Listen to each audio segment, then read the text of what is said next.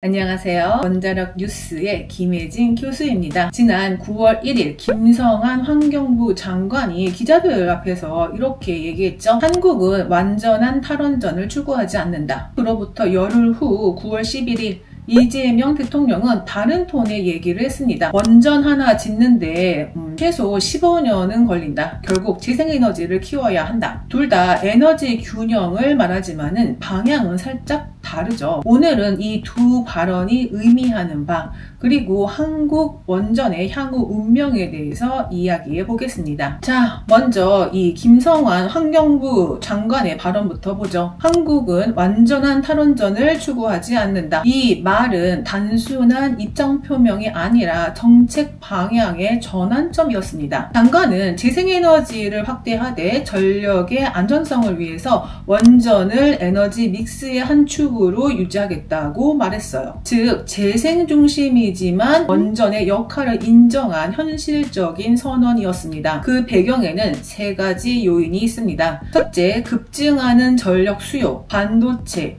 데이터 센터, 전기차 산업이 폭발적으로 늘고 있습니다. 둘째, 재생에너지의 변동성, 날씨에 따라 발전량이 들쑥날쑥하죠. 세 번째, 정책의 연속성. 이미 확정된 제11차 전력수급 기본계획서에는 원전 2기와 SMR 1기가 포함되어 있습니다. 결국 김 장관의 발언은 원전 포기가 아니라 균형 회귀에 가까웠습니다. 신규 원전은 공론화를 통해 결정하겠다. 고 정치적 논쟁 대신에 사회적 합의를 강조하였습니다. 그런데 그로부터 열흘 뒤 이재명 대통령은 정반대에 가까운 말을 꺼냈습니다. 원전 하나 짓는데 최소 15년이 걸린다. 질 부지도 마땅치 않다. 이 발언은 산업계와 정치권 모두에게 충격을 줬죠. 현실적으로 원전 신규 건설은 쉽지 않으며 단기간 전력 수요 대응책으로는 부적합하다고 강조했습니다. 또한 소형 모듈 원자로 SMR에 대해서도 아직 기술이 미성숙하다고 선을 그었습니다. 즉, 당장 원전을 늘리기보다는 재생에너지의 확대와 효율 개선이 현실적이라는 판단이었습니다. 이재명 대통령은 AI 데이터 센터 등 전력 수요가 늘지만은 지금 원전을 시작해도 15년 뒤에나 완공이 된다면서 지금 필요한 것은 속도감 있는 재생 전환이라고 한 거죠. 표면적으로 보면은 두 발언은 서로 반대인 것처럼 보입니다. 한쪽은 탈원전은 없다. 다른 한쪽은 원전 건설은 비현실적이다.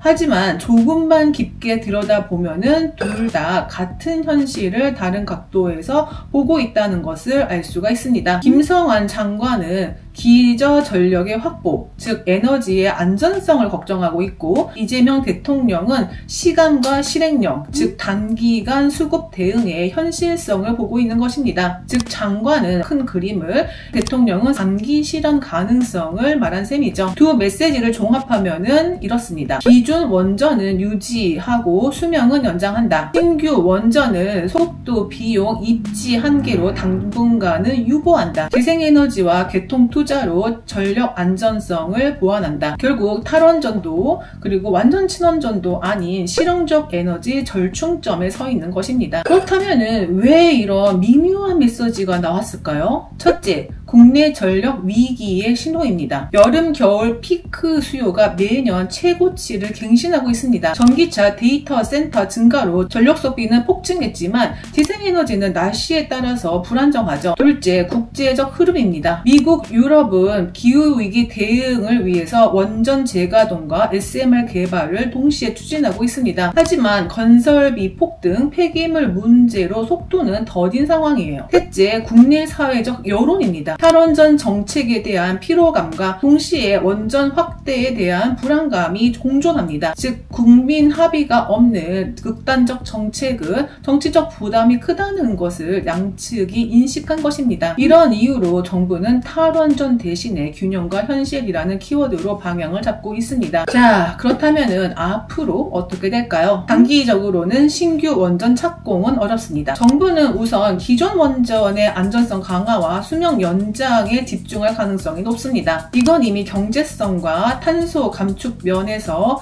가장 빠른 대안으로 평가받고 있습니다. 중기적으로는 SMR, 즉 소형 모듈 원자로의 실증이 중요한 분기점이 됩니다. SMR이 상업화에 성공하면은 작고 안전한 원전으로 새로운 시장이 열릴 수 있죠. 장기적으로는 재생에너지와 원전의 조합이 현실적인 선택이 될 것입니다. 태양광과 풍력이 간헐적이라면은 원전은 그 공백을 메우는 역할을 할 수 있죠. 결국 앞으로의 전국 에너지 정책은 원전도 재생도 둘 다 필요한 현실주의로 정리될 것입니다. 자, 탈원전은 끝났을까요? 아니요. 이제는 균형의 시대가 시작된 것입니다. 김성환 장관의 탈원전은 없다. 이재명 대통령의 15년은 너무 길다. 이 두 말 사이의 간극에는 한국이 지금 마주한 에너지 현실의 복잡함이 담겨 있습니다. 여러분은 어떻게 생각하시나요? 현실적 균형이 해답일까요? 다른 한쪽을 선택해야만 할까요? 공정한 미래 에너지를 가질 수 있는 그날까지 우리 또 만나요. 안녕.